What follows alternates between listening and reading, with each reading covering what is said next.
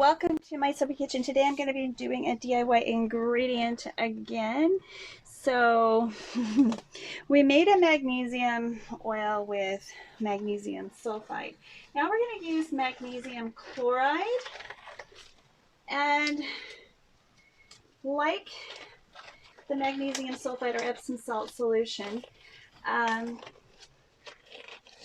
it's a brine that you use on your skin to help absorb additional magnesium into your body. Now, magnesium is very important for your health, and it is very important to reduce things like inflammation.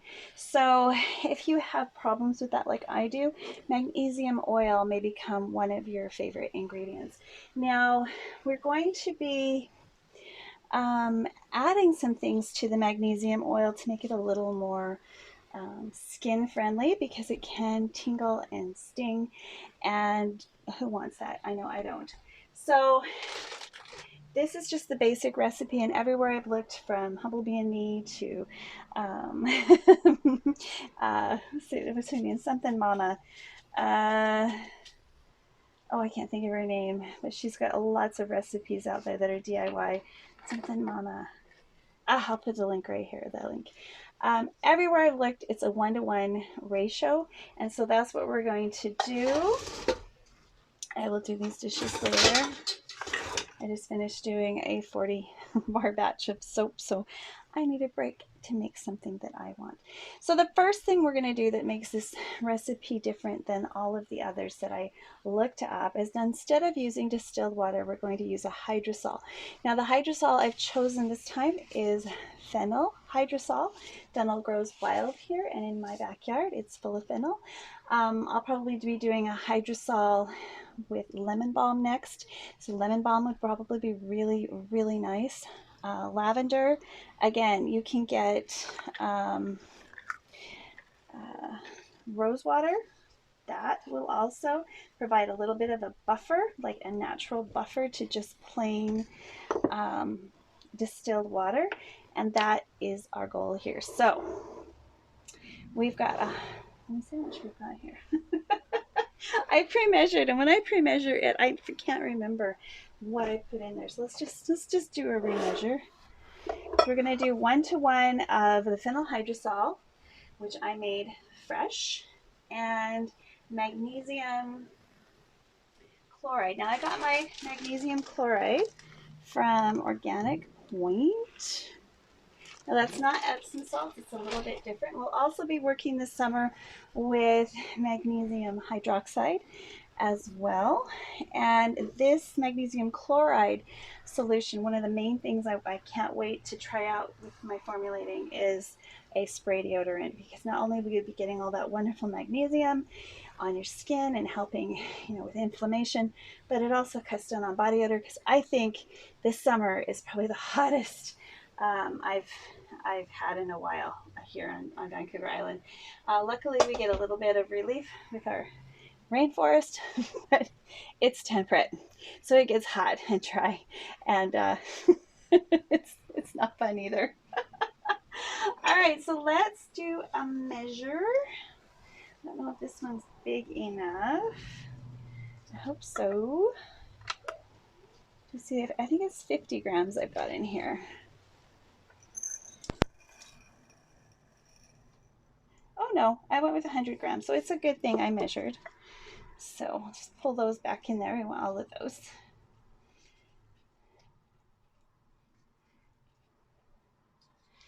So we are using the flake, and we're going to measure out 100 grams of this wonderful phenyl hydrosol. Now I chose phenyl because it has some antibacterial properties, and I'm really excited about what it's going to bring to the table. So we're going to measure out 100.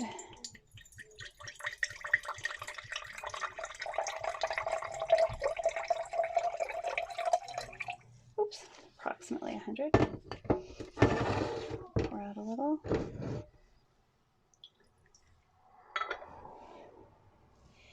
And because I'm using a hydrosol, instead of distilled water. I am going to use a bit of a preservative. So I'm going to be using set aside. We just need about a gram of that. So I'm just going to measure this over here. I love these tiny little cups that I have, these little measuring cups, and I actually do reuse them until they crack. I can't use them anymore. Just be gentle with them and it works fine. I guess turn you on. I'm going to use about a gram.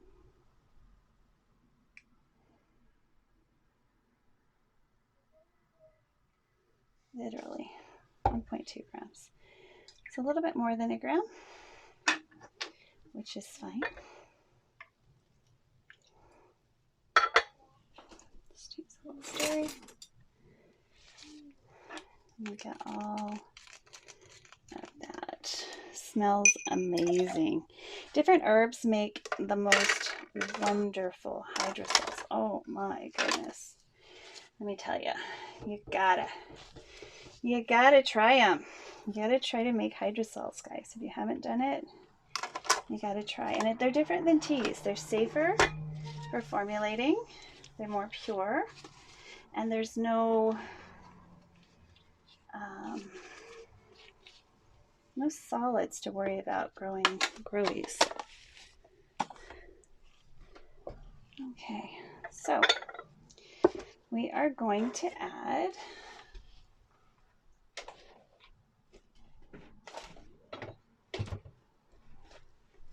the liquid and the salt phase together.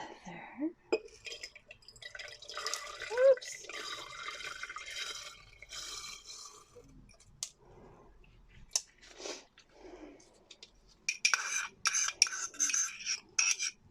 Spikes.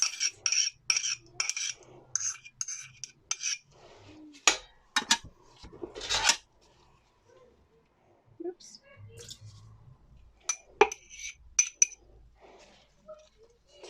And I'm going to heat this just to help it along, these big pieces. Now, as long as you're sanitizing everything as you go along, you're good. I'm not corrupting my magnesium oil.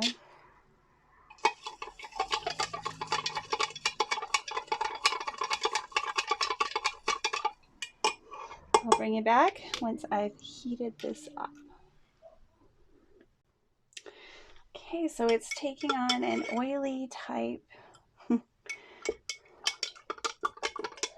appearance. I understand why they call it oil now. Since it's a brine solution, I was like, what?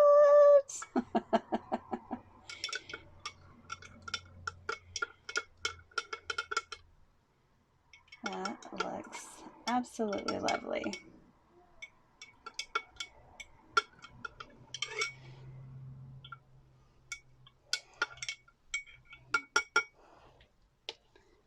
All right, so I'll let this cool, and we'll be using this in some fun concoctions. It's interesting. I thought it would be more clear, but that could be because I used a hydrosol and a preservative. Just because I like things to be safe.